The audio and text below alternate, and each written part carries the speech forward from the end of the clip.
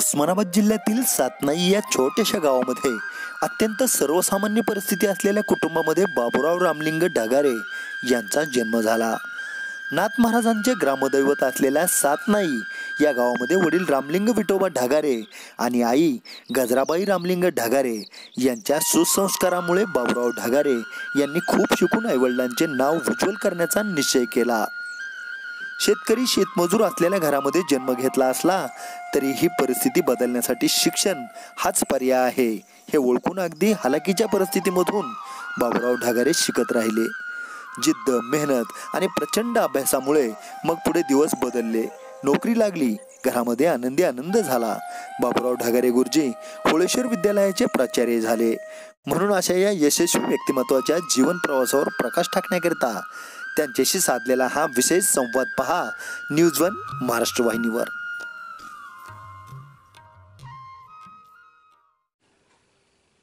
ढगा ढगा पाणी दे असं म्हटलं की ढग पाणी देतो आणि संपूर्ण सृष्टी हिरवीगार करतो। त्याचप्रमाणे आयुष्यभर लेकरांना, विद्यार्थ्यांना शिकारे शिकारे म्हणणारे बाबूराव ढगारे गुरुजी अर्थातच या ठिकाणी शैक्षणिक क्षेत्रातील एक आदर्श व्यक्तिमत्व असलेले, अर्थातच होळेश्वर माध्यमिक व उच्च माध्यमिक विद्यालयाचे माजी प्राचार्य आणि कळंब तालुक्यातील सातनाई या गावचे भूमिपुत्र असलेले बाबूराव रामलिंग ढगारे यांची मुलाखत आज आम्ही आयोजित केली आहे। या मुलाखतीच्या अनुषंगाने आपणास जाणून घ्यायचं आहे की ढगारे गुरुजी हे विद्यार्थ्यांचे लोकप्रिय कसे होते, कशा पद्धतीने ते शिकवायचे आणि कशा पद्धतीने या ठिकाणी ढगारे गुरुजींनी स्वतःचं शिक्षण पूर्ण केलं। आपल्यासमोर आहे तो बाबूराव रामलिंग ढगारे गुरुजी मुलाखतनामा या कार्यक्रमात तुमचं स्वागत। या मुलाखतीच्या सुरुवातीला आमच्या प्रेक्षकांना आपण आपला पूर्णपणे परिचय करून द्यावा। मी बाबूराव रामलिंग ढगारे, राहणार सापनाई, तालुका कळंब, जिल्हा उस्मानाबाद। सापनाई हे तुमचं गाव आहे की नाही? काय सांगाल गुरुजी की तुमच्या लहानपणीचा हा गाव म्हणजे सापनाई गाव कशा पद्धतीचं होतं, तुमचं कुटुंब, तुमचे एकूणच त्या काळातली परिस्थिती यावर बोलताना काय सांगाल तुम्ही? आमच्या सापनाई गावचं ग्रामदैवत नाथ महाराज म्हणून आहे आणि या खेड्यामध्ये माझा जन्म झाला 3/5/1950ला। माझ्या वडील रामलिंग विठोबा ढगारे, आई गजराबाई रामलिंग ढगारे हे शेतकरी आणि शेतमजूर होते आणि आमच्या घरामध्ये शैक्षणिक वारसा आमच्या आजोबाचा होता। आजोबा आमचे जुनी मोडीमधले 7वी पास होते आणि त्यांच्या प्रेरणेनं मला आईवडिलांनी इथं शाळेमध्ये घातलं।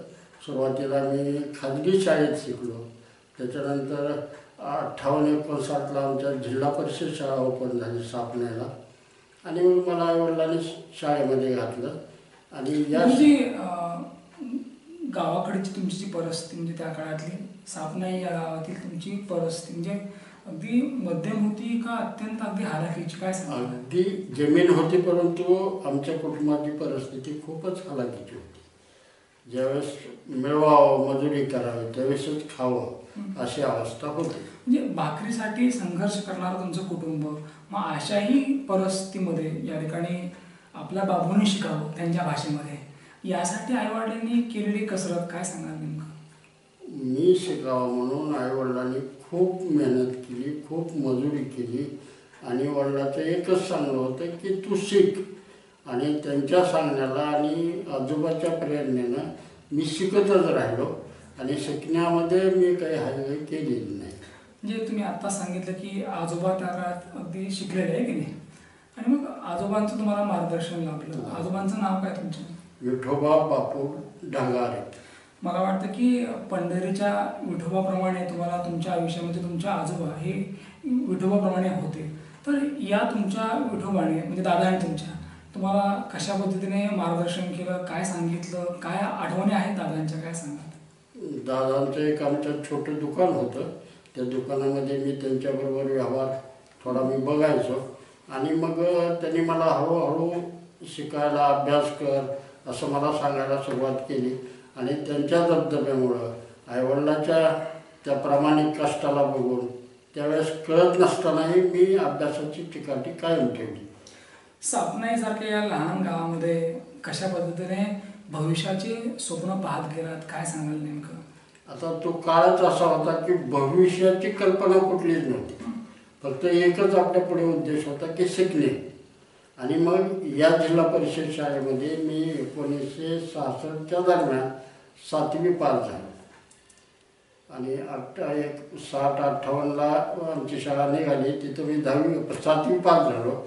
आणि 7वी पास झाल्यानंतर मी आजोळे चिखलदरा तालुका कळंब आपलं बार्शी या ठिकाणी लोकरे गुरुजी म्हणून एक होते गौडगावचे, त्यांचे हायस्कूल होतं चिखलदऱ्याला, तिथं मी ॲडमिशन घेतलं. मॅट्रिक तिथं झालो 1969ला. असं म्हणतात गुरुजी की थांबला तो संपला, त्याप्रमाणे जो शिक्षणात थांबला तो घरी बसला. मग तुमच्या बाबतीमध्ये हे जे पुढं जाणं किंवा एका वर्गातून दुसऱ्या वर्गात जाणं, पास होणं, ही जी प्रेरणा असते की तू थांबू नकोस, तर ही शिक्षणातली जी गोडी वाढवणं किंवा मार्गदर्शन करणं, काय सांगाल? म्हणजे कोणामुळे ही प्रेरणा भेटली? त्यावेळेस अशी परिस्थिती वाईट होती की आईवडील मला म्हणायचे, तू शिकला तर ठीक आहे, नाहीतर अमक्या म्हशी मागं तुला आम्ही पाठवू. आणि मग हे कष्ट, ही हालत हे बघून आणि डोळ्यापुढे एकच होतं की आपल्याला कष्ट करावं लागेल का नाही हे म्हणजे डोळ्यापुढे नव्हतं. फक्त एकच उद्देश होता की आपण प्रत्येक वर्षी उत्तीर्ण झालं पाहिजे. म्हणजे म्हशी राखणं तुम्हाला पसंत नव्हतं? पसंत नव्हतं. हां. अच्छा. म्हणजे त्यांची जी गोड धमकी होती ती तुम्हाला जिव्हारी लागली? जिव्हारी लागली. आणि आता आपण शिकल्याशिवाय आपल्याला पर्याय नाही. बरं, मग 10वी पर्यंत जे शिक्षण झालं, मग त्यानंतर जे असतं की आता पुढं आपल्याला शिकायचं आहे, तर मग त्यानंतरचं जे शिक्षण आहे, मग महाविद्यालयीन विश्वात प्रवेश घेतला का दुसऱ्या कुठल्या शिक्षणासाठी आपण अट्टास केला? मी 69ला SSC झालो चांगल्या मार्काने. आणि 69-70ला मी कॉलेजला जायचं एवढाच उद्देश की गावातले एखाद दुसरं मुलगा कॉलेजला असेल त्यावेळेस त्यांच्यासारखं आपण कॉलेजला जायचं हेच मनामध्ये असल्यामुळं मी कळंबला ज्ञानोद्योग महाविद्यालयामध्ये ज्ञानदेव मोहोळकर महाविद्यालय कळंब इथं ॲडमिशन 1970ला घेतलं. अच्छा. आणि मला महाविद्यालयीन जीवनामध्ये जेव्हा तुम्ही दाखल झालात त्यावेळेला मग म्हणजे तुम्ही अगदी मुक्तपणे शिकावं अशी परिस्थिती होती का? मग तिथंही संघर्ष होता? मग 1970 ते 74चा कालखंड तर हा दुष्काळी कालखंड होता. आणि तिथं फक्त हालापेष्टचं शिक्षण होतं. PUC असे 4 वर्ष होते, PUC, FY, SY, TY. आणि मग हातानं करून खायचं पहिल्या वर्षी. आणि पहिल्या वर्षी मी PUCला फर्स्ट आलो. 100-200 मुलामध्ये मी फर्स्ट आलो. प्राचार्यांनी मला बोलावून घेतलं आणि त्यांनी सांगितलं की तू आमच्या बोर्डिंगमध्ये विनामूल्य राहा. आणि मला खूप आनंद झाला. आणि मग मी हो म्हणून सांगितलं आणि पुढचे 3 वर्षे मी बोर्डिंगमध्ये काढले. म्हणजे हुशारीमुळे, एक शिक्षणात चमक दाखवल्यामुळे या ठिकाणी खाण्याचा प्रश्न मिटला आणि राहण्याचा सुद्धा. तर बोर्डिंगचं जे जेवण असतं किंवा तिथलं जे राहणं असतं त्याच्या अनेक तुमच्याकडे आठवणी असतात. काय सांगा, एखादा प्रसंग सांगा असं. आता बोर्डिंगमधलं जेवण, वसतिगृहातलं जेवण तर रुचकरच असतं. आणि जे तिथं असेल, कारण एक महत्त्वाची गोष्ट आहे, भूक लागली की कुठलंही अन्न गोड लागतं. आणि त्याप्रमाणे त्यावेळेस जी परिस्थिती होती त्या परिस्थितीमध्ये आम्ही वसतिगृहामध्ये भरपूर पोट भरून जेवायचो. आणि ते वसतिगृह कळंबपासून काहीतरी 5 किलोमीटर डिकसळला होता. आणि डिकसळला आम्ही टोकरीवर दळण नेऊन, डोक्यावर दळण नेऊन, दळून तिथं भाकरी करून तिथं जेवून पुन्हा कळंबमध्ये यायचो अभ्यासाला. अशी त्यावेळेसची परिस्थिती. महाविद्यालयीन शिक्षणामध्ये जो काही संघर्ष होता तो तुम्ही पूर्ण केला आणि मोठ्या हिमतीने ते शिक्षण पूर्ण केलं. परंतु काही विशिष्ट वर्षानंतर जेव्हा ते शिक्षण संपलं आणि तुमच्यासमोर परत प्रश्न आला की तर पुढे काय करायचं नेमकं, तर जेव्हा जेव्हा प्रश्न येतो तेव्हा हुशार मेहनती माणसं त्याचं उत्तर शोधतात. तर तुम्ही तुमच्या या प्रश्नाचं पुढे काय, या प्रश्नाचं उत्तर कशा पद्धतीने शोधलं? इंग्रजीमध्ये एक म्हण आहे, ए विल फाइंड अ वे. तुमची इच्छा असेल तर मार्ग दिसेल. आणि त्या म्हणीप्रमाणे मला औरंगाबादला 74ला मी BA झाल्यानंतर MA करण्यासाठी औरंगाबादला जायचं असं ठरवलं होतं. आणि मग तोकड्या पैशावर काही मिळेल त्याच्यावर मी रामांजलो गुंटलो म्हणून एक तेलुगू सेवक होते बांधकाम विभागामध्ये, त्यांच्या सानिध्यानं मी औरंगाबाद गाठलं. औरंगाबादमध्ये जेव्हा तुम्ही आलात त्यावेळेला तुम्ही मला सांगितलं की अगदी सगळ्याच बाबतीमध्ये तुम्ही उघडे होतात खरं तर, कारण कोणाची ओळख नाही किंवा कुठं जावं याचाही काही पत्ता नाही, फक्त शिकायचं आहे. फक्त शिक्षण या 3 अक्षरी शब्दासाठी तुम्ही औरंगाबाद या शहरामध्ये दाखल झालात. परंतु समाजशास्त्राच्या भाषेत जर बोलायचं म्हटलं तर अन्न वस्त्र निवारा या माणसाच्या मूलभूत गरजा आहेत की नाही. तर काय सांगाल नेमकं की अन्न याचेही वांदे होते, वस्त्र जेमतेम आणि निवारा याची पण सोय नव्हती, पण तरीसुद्धा टिकण्याचं, राहण्याचं, लढण्याचं, शिकण्याचं बळ तुम्हाला कशा पद्धतीने भेटलं, काय तो अनुभव सांगा. तर शिक्षणाचा अर्थच असा आहे, शिक्षण म्हणजे ही शील, क्ष म्हणजे क्षमा आणि मा म्हणजे न म्हणजे नम्रता. ह्या 3 गोष्टी माझ्याकडं ठासून भरलेल्या होत्या. आणि मग मी औरंगाबादला गेल्यानंतर त्या रामांजलो गुंटलोनं माझा राहण्याचा प्रश्न मिटवला 2 महिने.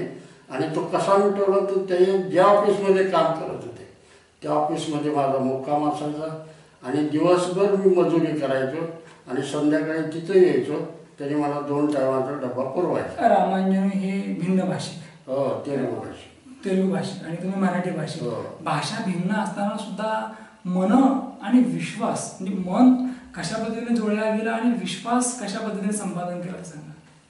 एक महत्त्वाची गोष्ट अशी होती की तो माणूस सज्जन होता. त्याला माझा जसे तुम्ही सज्जन आणि त्याला माझंही म्हणजे लक्षात आलं की हा विद्यार्थी सज्जन आहे आणि त्याला मुलगा नव्हता. मग त्याची कृपा माझ्यावर थोडी झाली आणि त्यानं मला 2 महिने आपल्या घरातच सांभाळलं. आणि तिथून मी पुन्हा दुसरी खोली केली आणि नाईट कॉलेजला मी ॲडमिशन घेतलं होतं MAला. मिलिंद कॉलेजमध्ये आमचे क्लासेस भरत होते. जोशी प्राध्यापक होते समाजशास्त्राचे आणि ते मला शिकवत होते. आयुष्याच्या या वळणावर आज नोटावर एकात्र आहात.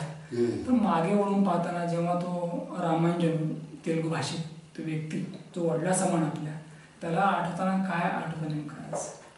रामांजलोची आठवण मी सारखी करतो, कारण रामांजलोनं जर मला औरंगाबादला 2 महिने आधार दिला नसता तर माझं शिक्षण होऊ शकलं नसतं. म्हणजे नंतरच्या आयुष्यामध्ये त्यांची पुन्हा कधी भेट झाली का? झाली 1-2 वेळेस, पण खूप थकलेले होते आणि फिजिकल डिस्टन्स जास्त राहिला तर संपर्क कमी होतो आणि मग त्यांची माझी भेट झाली नाही. आणि पुढे चालून सुद्धा डॉक्टर सुधाताई काळजाते त्यांनी 2 वर्ष मला खूप मदत केली. बापू काळजाते, सुधाताई काळजाते यांनी मला मार्गदर्शन केलं, माझ्या अडचणी भागवल्या आणि 2 वर्षे यशस्वीरित्या मी MA चांगल्या मार्गानं पार केला. तुमच्या वडिलांचं नाव रामलिंग ढगारे आणि औरंगाबाद शहरामध्ये रामांजन, मला वाटतं की नावामध्ये बरंच साम्य आणि वडिलासारखे आहे की नाही ते रामांजन. आणि त्यानंतर मग डॉक्टर सुधाताई काळजाते आणि बापूसाहेब काळजाते खासदार. तर या दोघांचा आणखी इतरांचा आपला सहवास लाभला आणि अशक्य वाटणारं शिक्षणातलं स्वप्न खऱ्या अर्थानं पूर्ण झालं. काय सांगाल नेमकं, आणखी काय आठवणी त्या शहरामधल्या शिक्षण पूर्ण करत असताना? शिक्षण पूर्ण करत असताना ही 3 माणसं मला तिथं औरंगाबादला भेटली. डॉक्टर सुधाताई काळजाते माझ्या गुरु, बापूसाहेब काळजाते माझे राजकीय गुरु म्हणायचे आणि रामांजलो गुंटलो हे मला सांभाळणारे वडिलासारखे. आणि मग हे 3 माणसं तात्विक आणि मी सहसा समाजवादी विचाराचा त्यांचा प्रभाव माझ्यावर पडला आणि मीही तत्वनिष्ठ बनलो आणि मी कधीही माझ्या कामात हलगर्जीपणा केला नाही. मी खूप कष्ट केलं, मजुरी केली. आंबेडकर वैदिक कॉलेजवर मी तिथं मजुरी केली, विद्यापीठाच्या ग्राउंडवर मजुरी केली. सुधाताईंनी मला आधार दिला आणि पुढे चालून सुधाताईंनीच माझा म्हणजे अन्नाचा प्रश्न कसा मिटवला. सहकार क्षेत्रामध्ये मला ट्रेनिंगला पाठवलं आणि तिथं मला काही स्टायपेंड मिळालं 5-50 रुपये महिना आणि त्याच्यावर मी भागवत गेलो. त्यावेळेस दुष्काळ होता, आईवडील गावी नव्हते, आईवडील जगायला गेलते आणि त्यांनीच मला 2 वर्ष चांगल्या रीतीनं सावरलं आणि मी MA 1976ला चांगल्या मार्गानं पास झालो. मला वाटतं की तुमच्या विषयाच्या हेड ऑफ डिपार्टमेंट डॉक्टर सुजाताई काळजाते यांच्यामुळे खऱ्या अर्थानं आयुष्य सुधारलं. अनेक चांगल्या लोकांचा सहवास आपणास लाभला आणि अगदी अशक्य वाटणारं स्वप्न सत्यामध्ये उतरलं. मला गुरुजी विचारावंच वाटतं की मग त्यानंतर म्हणजे MA तिथं तुम्ही पूर्ण केल्यानंतर मग परत आणखी की आता पुढं आणखी आपल्याला काहीतरी शिकायचं किंवा मग PhD असेल, MPhil असेल किंवा मग D.Ed, B.Ed, तर तुम्ही त्यातला कुठला पर्याय निवडला मग? आता MA झालो आणि शिक्षक जर व्हायचं असेल तर B.Ed किंवा MA व्हावं लागायचं. आणि मग मी MA झाल्याबरोबर परीक्षा झाल्याबरोबर इकडे अर्ज केला उस्मानाबादच्या RP कॉलेजमध्ये अध्यापक महाविद्यालयात आणि तिथं माझा नंबर लागला. 1977ला मी B.Ed चांगल्या मार्कानं पास झालो. आयुष्यामध्ये अनेक चांगल्या गुरुजीमुळे तुम्हाला तुमचं आयुष्य घडलं आणि प्रत्यक्षात जेव्हा परत तुम्हाला या ठिकाणी गुरुजी होण्याची संधी भेटली, कारण चांगलं भेटलं तर चांगलं होतं, ठीक आहे, असं जे पेराल ते उगवतं. तुमच्या आयुष्यामध्ये चांगले गुरुजी भेटले तुम्हाला आणि म्हणून एक चांगली व्यक्ती, चांगले नागरिक आपण बनलात. आणि मग ईश्वराने, कर्माने, नशिबाने काय म्हणता येईल आपल्याला, तुम्हाला गुरुजी होण्याची संधी भेटली आणि तुम्ही B.Ed पूर्ण केलं. जेव्हा B.Ed तुमचं पूर्ण झालं, आता आपल्याला गुरुजी व्हायचे, कुठल्या तरी शाळेत आपल्याला आता रुजू व्हायचे, लेकरांना शिकवायचे, घडवायचे आणि मग त्यासाठी जी शाळा लागते त्यासाठी मग शोध सुरू झाला असेल. मग नोकरीची संधी म्हणजे गुरुजी केव्हा झाला त्याबद्दल काय सांगाल? 1977ला जुलैमध्ये बनसरोवरची ज्युनियर कॉलेजची ॲडव्हर्टाईज निघाली समाजशास्त्र विभागाचं प्राध्यापक पाहिजे म्हणून. आणि मग ते देवी काकडे आणि आमचे मेहुणे म्हणून प्राध्यापक दुधाळे हे कळमला होते. त्यांनी मला निरोप पाठवला की अशी जागा निघाली. आणि मग मी बनसरोवरला इंटरव्ह्यूला गेलो आणि त्या ठिकाणी माझं सिलेक्शन झालं. आणि हे दादा म्हणजे पूज्य नारायणराव काळजाते हे डॉक्टर सुधाताई काळजातेचे दीर थोरले आणि बापूंचे थोरले बंधू आहेत हे मला तिथं गेल्यावर कळालं. आणि मग मला एवढा आनंद झाला की एका तत्वनिष्ठ आणि सामाजिक कार्यात झोकून दिलेल्या माणसाकडे आपण आलो हे मला खूप मोठा आनंद झाला. मला वाटतं की जी सुरुवात झाली होती काळजाते कुटुंबाच्या औरंगाबादपासून ती शेवटपर्यंतची टिकून राहिली की नाही? टिकून आयुष्यभर काबाड कष्ट करणारा बाबू म्हणजे तुम्ही, कारण कमवा आणि शिका, कष्ट करा आणि शिका, शिक्षक बनलात. एक गुरुजी म्हणून आयुष्याची जी सुरुवात असते ती कशा पद्धतीने होते? ज्यावेळेस मी शिक्षक म्हणून लागलो जुलै 77ला, त्यावेळेस तिथं बनसरोवरात आम्ही शाळेतच राहत होतो आणि मी तिथं राहिल्यामुळं जवळून दादाला मी पाहत होतो. दादाचं जी काही काम होतं ते काम खरोखरच मनात भरण्यासारखं होतं. एवढा मोठा माणूस आणि केवळ ह्या शाळेमध्ये अगदी घोंगडीवर झोपतोय, गार पाण्यानं आंघोळ करतो, स्वतःचे कपडे धुतोय, हे कुणावरही प्रभाव पाडणारं होतं. तसं माझ्यावरही त्यांचा खूप प्रभाव पडला. आणि आपणही असंच आपलं कुटुंब सांभाळीत आपणही असंच राहायला पाहिजे असं मनामध्ये एक जवळपास रुजलंच माझ्या.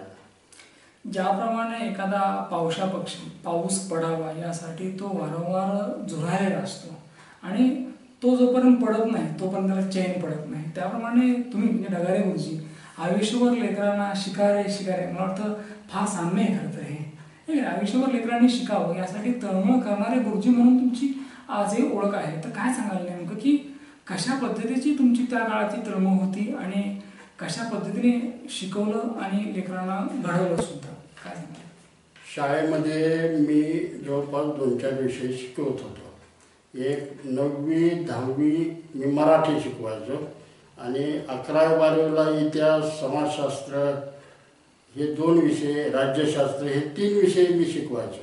म्हणजे टॉप टू बॉटम असं माझं असायचं क्षेत्र. आणि मराठी विषयामध्ये मी थोडा पारंगत होतो आणि विद्यार्थ्यावर शिकवताना माझा प्रभाव पडायचा. आणि विद्यार्थी माझ्या तासाला खूप गर्दी करून खूप शांत असायचे. आणि 11वी 12वीला मी शिकवत असताना विद्यार्थी खूप चांगले म्हणजे रिस्पॉन्स द्यायचे. त्याच्यामुळं मी शिक्षण ह्या प्रक्रियेला अगदी 101% न्याय माझ्याकडून मिळतो का ह्याचं मी परीक्षण करत होतो. बरेचसे तुमचे विद्यार्थी सांगतात की गुरुजी शिकवत असताना टोल पडल्याचं सुद्धा भान राहत नव्हतं. तर काय याबद्दल काय सांगाल? मी संध्याकाळी अभ्यास करायचो. हे ऑप्शनल विषय जे होते राज्यशास्त्र, समाजशास्त्र, इतिहास ह्याचे मी पिरियडचे संध्याकाळी अभ्यास करायचो आणि फक्त एक छोट्या कागदावर नोट्स काढून ते वर्गामध्ये न्यायचं. पुस्तक मी कधी हातामध्ये घेतलं नाही. फक्त 10वी आणि 9वीला मराठी शिकवत असताना मला ते क्रमिक पुस्तक हातामध्ये घ्यावं लागायचं आणि मग ज्युनियर कॉलेजला 11-12वीला शिकत असताना विद्यार्थी खरोखरच मंत्रमुग्ध व्हायचे शिकवत असताना. एक दुसरा मुद्दा असा आहे की तुमच्या बाबतीमध्ये की जसं की सहकार्याचे उत्तम सहकारी, मित्राचे उत्तम मित्र, विद्यार्थ्यांचे आदर्श शिक्षक, एक आदर्श प्राचार्य, मुख्याध्यापक, या सगळ्याच बाबतीमध्ये अगदी आदर्श म्हणजे एक उत्तम जीवनशैली, एक उत्तम व्यक्तिमत्व आणि आपलं काम आणि आपण, तर हे सगळं सांभाळणं फार आवड असतं खरं तर. तर कशा पद्धतीने या ठिकाणी या सर्व बाबींना आपण न्याय द्यायचा? माझे सहकारी होते. सहकार्याला मी कधी म्हणजे प्रत्येक सहकार्याला मी न्याय दिला. बनसोडचे रघुनाथ बनसोडे गुरुजी होते, ते आजारी पडले. त्याच्यानंतर प्रभू काकडे होता, तो विहिरीत पडला, आडात पडला. आणि आमचा एक शेतगडी होता, तोही आमच्या विहिरीत पडला. मी माझ्या आयुष्यामध्ये सोशल वर्कही मला करावं वाटायचं. मी 5 वेळेस रक्तदान केलं या लोकांसाठी आणि सोशल बांधिलकी जी आहे सामाजिक, की बांधिलकी सांभाळण्याचा प्रयत्न केला. विद्यार्थ्यावर कधीही अन्याय केला नाही. आणि जो कोणी शिक्षक मला सहकारी असू द्या, एखाद्या विद्यार्थ्यावर अन्याय करीत असेल तर मी त्याही सहकार्याला कधी गप्प बसलो नाही. म्हणजे फक्त गोरगरीब आणि मागासवर्गीय विद्यार्थी मला खूप आवडायचे. मी त्यांना मदत करायचो आणि ते कसं मार्गी लागतील ह्याचाच माझा प्रयत्न असायचा. त्यामुळे विद्यार्थी माझ्यावर सगळेच जोडून असायचे. म्हणजे ढगारे सर म्हणलं की त्या विद्यार्थ्याला खूप आनंद वाटायचा. विद्यार्थीप्रिय शिक्षक होणं हे कमी शिक्षकांचं खरं भाग्य असतं की नाही? कारण तोच शिक्षक विद्यार्थीप्रिय होतो जो विद्यार्थ्याच्या मनामध्ये घर करतो, जो विद्यार्थ्यांना आवडतो, जो विद्यार्थी घडावेत यासाठी झुरतो. आणि हे सगळं आपण केलं. म्हणजे विद्यार्थी घडवत असताना अनेक प्रसंग घडले असतील, कारण त्याशिवाय तर आयुष्य पुढे जाणार नाही. तर असे काही प्रसंग सांगा विद्यार्थी घडवताना विद्यार्थ्यांच्या बाबतीमध्ये की जे तुम्ही केव्हाच विसरणार नाहीत. असे काही विद्यार्थी आहेत की जे अडचण माझ्यामुळे, कल्याण बोबडे म्हणून आहे, आता सरांना सांगितलं मी बोलत असताना की मी त्याला फक्त 5 रुपये दिले, त्याच्यावर त्याचं आयुष्य बनलं. तो मिलिटरीमध्ये सिलेक्ट झाला त्या काळामध्ये आणि त्याच्यानंतर त्याचं कुटुंब, त्याचा भाऊ पुढे गेला. असे खूप विद्यार्थी मागासवर्गीय होते की आता मला त्यांची नावं आठवत नाहीत. बरेच विद्यार्थी होते की ते माझ्या एक प्रेरणेमुळे ती मोठे झाले, चांगले झाले, रांगे लागले. कुटुंब आणि त्या पिरियडमध्ये जे काही मुलं शिकली त्यांचं जवळपास सगळे सर्व्हिसला लागले. आयुष्यामध्ये ज्या व्यक्ती आपल्याला भेटतात त्या व्यक्तीबद्दल व्यक्त होणं गरजेचं असतं. तसं तुमच्या आयुष्यामध्ये ज्या व्यक्ती आल्या त्यांच्याबद्दल व्यक्त होताना काय सांगाल नेमकं? मला दादाने एका ठिकाणी पाठवलं होतं, जतला पाठवलं होतं. मराठी उद्बोधन वर्ग होते, तिथं पाठवलं होतं. आणि तिथं वासू देशपांडे म्हणून होते. त्यांच्या नेतृत्वाखाली ते महाराष्ट्रातले सगळे तिथं शिक्षक जमले होते. आणि तिथं जमल्यानंतर तिथं असा शहरी मराठी भाषा, बोलीभाषा आणि ज्ञानभाषा असा फरक पडला. बोलीभाषा म्हणजे ग्रामीण भाषा आणि ज्ञानभाषा म्हणजे पुस्तकी भाषा. मग खेड्यातलं साहित्य आणि शहरातलं साहित्य असा विभाग पडला. खेड्यातले जे लेखक होते, बोडादे असतील किंवा ते उपकारकार माने असतील असे, किंवा गायकवाड असतील, असे जे होते ते शहरच्या शिक्षकाला नको वाटायचे, गचाळ वाटायचे. कारण लक्ष्मण मानाचं जो उपरा हे पुस्तक आहे त्याच्यामध्ये काही शिव्या आहेत, निनागायत खंडे ह्याच्या अशा काही शिव्या आहेत, त्याच्यामुळे त्यांना किळस वाटायची. आणि मग त्या उद्बोधन वर्गामध्ये 2 गट पडले, एक शहरी विभाग, एक ग्रामीण विभाग. आणि मग असे गट पडल्यानंतर मी ताडकन उभा राहिलो, स्टेजवर गेलो आणि माझं 5 मिनिट माझं मनोगत मी व्यक्त केलं. आणि हा जो फरक पडलेला होता हा फरक शिक्षकांचा पूर्ण केला. वासू देशपांड्यांनी तुम्ही दादाच्या हायस्कूलमधून आलात का हा मला प्रश्न विचारला, माझ्या पाठीवर थाप टाकली. याच्यात मी धन्य झालो. हा मला वाटतं की जी थाप टाकली तोच खऱ्या अर्थानं आयुष्यातला मोठा पुरस्कार होता. आणि जे विद्यार्थी तुमच्याकडनं घडले, जे विद्यार्थी आजही नाव घेत आहेत, मला वाटतं की आदर्श शिक्षक म्हणजे नेमकं काय, फक्त ट्रॉफी किंवा प्रमाणपत्र म्हणजे पुरस्कार नाही, किंवा आदर्श शिक्षक सिद्ध होत नाही, तर विद्यार्थ्यांनी म्हणावं लागतं की गुरुजीमुळे मी घडलो. आणि जे तुमचे विद्यार्थी आज बोलत आहेत, हे झालं तुमचं शालेय जीवन, त्याचबरोबर आयुष्यात भेटलेल्या व्यक्ती, अनुभव. वैयक्तिक आयुष्याबद्दल म्हणजे तुमची पत्नी असेल, मुलं असतील, कुटुंब असेल, काय सांगाल याबद्दल नेमकं? आता ह्या सगळ्या प्रवासामध्ये माझा म्हणजे जे काही शिक्षकाचं मी काय शिकलेलं होतं ते करीत असताना प्रपंच हा मला तर करावाच लागला. आणि प्रपंच करीत असताना मी थोडं दुर्लक्ष केलं असं, परंतु मुलांना, मिसेसना, ही आईला, वडिलांना न्याय देण्याचा प्रयत्न माझ्या मनामन केला. त्याच्यामुळे तेही माझ्यावर नाराज नाही. आता एक असतं की आयुष्य थांबत नाही, आणि जर थांबत असेल तर ते आयुष्य नाही.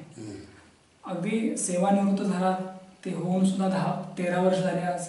आता सेवा संपल्यानंतरचे जे आयुष्य आहे ते कशा पद्धतीने आज तुम्ही व्यतीत करता ते सांगा.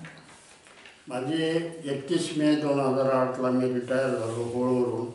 होळ माध्यमिक उच्च माध्यमिक विद्यालयाच्या मूळ प्राचार्य पदावरून. त्यावेळेस माझा सत्कार माझी आई, माझी मिसेस, माझा सत्कार सगळ्या स्टाफनं कैलासवासी द्वारकादासजी लोहिया आणि मनोहरराव काकडे यांच्या उपस्थितीत माझा सत्कार, मला निरोप दिला. आणि तिथून पुढचं मी जो डॉक्टर लोहियांनी मला व्यक्त केलं होतं की ढगारेसारख्या गुरुजींनी आमच्या संस्थेला योगदान दिलं तर बरं झालं, परंतु मला ते शक्य झालं नाही. आणि मी तिथून पुढे माझं एक सेवानिवृत्तीचा कालखंड आज व्यतीत करतो आहे. म्हणजे गावाकडे येऊन मी माझी शेती आहे, वडिलोपार्जित 10 एकर, ती शेती मी प्रामाणिकपणे करण्याचा प्रयत्न करतो. सापनाईपासून सुरू झालेला प्रवास परत सापनाईकडे आलेला आहे. आणि मुलाखती अशीच असते की जन्मापासून सुरू होते आणि शेवटापर्यंत येऊन थांबते. कारण प्रत्येक गोष्टीला शेवट आहे, तसा मुलाखतीला सुद्धा शेवट असतो. आणि आणखी या ठिकाणी गुरुजींना त्यांचं या मुलाखतीपूर्वी मनोगत व्यक्त करायचं आहे. सर, आपल्या बनेश्वर शिक्षक संस्थेचा रौप्य महोत्सव होता. त्यानिमित्तानं दादानी माझ्यावर जे काही काम सोपवलं होतं, माणसं जमा करायची. नानासाहेब गोरे फार मोठे साहित्यिक, इंग्लंडमध्ये जनता पक्षाचं राज्य असताना इंग्लंडमध्ये ते उच्च आयुक्त होते. नानासाहेब गोरे हे कोरडवाडीवरून मी घ्यायला आलो. गोरा म्हैसेकर, राम ताकवले, बाबासाहेब परांजपे, नाय डोळे आणि के.व्ही. कुलकर्णी अंबाजोगाईचे, त्याच्यानंतर आपले अनिरुद्ध जाधव सर, या सर्वांचं सहकार्य, आपले जनार्दन वाघमारे, या सर्वांचं सहकार्य, या सर्वांचं मार्गदर्शन किंवा या सर्वांचा मला संघ दादामुळं लाभला. आणि यांच्या एस टी प्रधान असतील, यदुनाथ दत्ते असतील किंवा सुराणा पन्नालाल सुराणा असतील, या सर्वांचं, पन्नालाल सुराणाच्या प्रेरणेनं आणि दादाच्या मूकसंमतीनं मी बनसवाडमध्ये दैनिक मराठवाडा चालू केला. तिथं वार्ताहर झालो आणि पहिलं मला वाटतं की वर्तमानपत्र बनसवाड्यात चालू करण्याला मीच त्या ठिकाणी होतो. वार्ताहरकी सुरू केली काही दिवस. आणि त्यावेळेस पन्नालाल सुराणा हे तिथले संपादक होते. आनंद भालेराव, आशाताई वाघमारे यांच्या सहकार्यामध्ये, यांच्या सानिध्यामध्ये मला माझं बराच काळ व्यतीत करण्यात आला. आणि त्यांचा जो कामाचा पगडा होता, त्यांच्या तत्त्वाचा पगडा होता, आनंद भालेराव यांचा माझ्यावर पडलेला होता त्याच वेळेस. विशेषतः बापू आणि सुधाताई यांचा तर माझ्यावर प्रभावच होता. आणि बापू जर लातूरला निवडणुकीला उभा राहिले तर मी आवश्यक लातूरला प्रचाराला जात होतो. आणि ह्या सगळ्या जीवन प्रवासामध्ये माझी जी तत्त्व होती ती तत्त्व समाजवादी तत्त्व माझी होती. आणि त्यांचाच पगडा माझ्यावर राहिला. म्हणून मला जास्त स्वार्थ सहसा कुठं साधता आला नाही. ढगारे गुरुजी यांचे चिरंजीव आपल्यासमोर आहे, तर त्यांची प्रतिक्रिया आपणास जाणून घ्यायची आहे. तुमचं नाव सांगा. माझं नाव विद्यासागर बाबूराव ढगारे. विद्यासागरजी, काय करता आपण? मी प्रोफेशनली ॲडव्होकेट आहे आणि उस्मानाबादमध्ये प्रॅक्टिस करतो. अच्छा. आत्ताच या ठिकाणी तुमचे वडील सन्माननीय ढगारे गुरुजी जे गुरुजींचा आजवरचा जीवन प्रवास त्यांची मुलाखत घेतली आहे. तर एक मुलगा म्हणून वडिलाबद्दल काय भावना आहेत? बाबांबद्दल बोलायचं झालं तर बाबांनी जे आजपर्यंत जे कष्ट केले आणि त्या कष्टाचं चीज माझा मोठा भाऊ आणि म्हणजे मोठा भाऊ कस्टम अधिकारी झाला आणि मी वकील झालो. हे म्हणजे चांगल्या संस्कारामुळे झालं त्यांच्या. आणि त्यांनी जे इतकं सारं कष्ट घेतलं शिक्षणामध्ये एवढं सगळं स्ट्रगल केलं त्यांनी. खरंच म्हणजे त्यांच्याविषयी बोलण्यासाठी शब्द कमी पडते. जेव्हा एकांत वाजता आणि बाबा आठवतो बालपणीचा, कसे होते बाबा? म्हणजे तुमच्या बालपणी तुम्हाला कशा पद्धतीने म्हणजे तुम्हाला आणि तुमच्या भावंडांना ते ट्रीट करायचे? बाबांनी इतका लाड केला माझा लहानपणी मी सांगू शकत नाही. आणि भैयासाठी एकदम कडक राहायचे आणि माझा खूप लाड केला. मला एक विचार असं वाटतं की भैयासाठी कडक आणि तुम्हाला लूज म्हणजे तुमचं खूप प्रेम करायचे. काय नेमकं कारण होतं असं? कारण मी सगळ्यात लहान होतो. अच्छा, तुम्ही लहान होतो म्हणून जास्त माया करायचे. नशीब वाटत तुम्ही. तर अशा या गुणी म्हणजे बाबांनी आयुष्यावर तुम्हाला बरंच काही दिलं आहे. आता खऱ्या अर्थानं देण्याची वेळ तुमची आहे. हो. तर काय देण्याची इच्छा आहे बाबांना? आता बाबांना फक्त आराम आणि म्हणजे सुखी ठेवायचं त्यांना. बरं, अशा या कर्तबगार बाबांना मी जर म्हटलं, कारण बाबा गुरुजी होते आणि गुरुजी म्हणून त्यांनी आयुष्यभर लोकांना विद्यार्थ्यांना मार्ग दिले आहेत. बाबांबद्दल एक बोलायचं म्हणजे ज्यावेळेस मी त्यांच्या शाळेत होतो आणि की 5वीला असताना मी एक वेळेस शाळा बुडवून गेलो होतो. मग शाळा बुडवली होती? शाळा बुडवली होती आणि दुसऱ्या दिवशी मला त्या शिक्षकांनी धरलं आणि मारायला लागले. त्यावेळेस बाबा सुपरवायझरच्या पोस्टला होते तिथं शाळेमध्ये. तर बाबांना बोलवलं. बाबांसमोर त्याने मला मारत होते. त्यावेळेस वाईट वाटलं असेल ना, आपले बाबा इथं जवळ असताना आपल्याला मारतायत. हा, मारतायत. मी बाबांकडे बघायचो. बाबांनी काही एक शब्द बोलले नाही. मग बाबा म्हणले अजून मारा त्याला. म्हणजे त्यांचा राग आला का? नाही, राग नाही आला. नंतर समजलं ते. आता समजलं ते. म्हणजे एवढे शिस्तप्रिय बाबा. तसे ते वडील म्हणून आदर्श होते, तसे ते शिक्षक म्हणून सुद्धा होते आणि दोन्ही भूमिका त्यांनी ऐकल्या आहे. हो. स्वार्थ जरी साधता आला नसला तर निश्चितपणे या ठिकाणी परमार्थ मात्र करता आला. कारण लोकांची सेवा, लोकांबद्दल या ठिकाणी तळमळ. कारण लोकशाहीमध्ये लोक महत्त्वाचे आहेत आणि लोकांसाठीच आपण राहिलं पाहिजे. आयुष्यभर या ठिकाणी बाबुराव रामलिंग ढगारे गुरुजी यांनी विद्यार्थी आणि विद्यादान करण्याचं काम त्यांनी केलं प्रामाणिकपणे. आणि अशा या प्रामाणिक व्यक्तीची आज मुलाखत घेतलेली आहे. निश्चितपणे महाराष्ट्रातील तमाम लाखो प्रेक्षकांना ही मुलाखत आवडली असेल. परत भेटूया पुढच्या मुलाखतीमध्ये.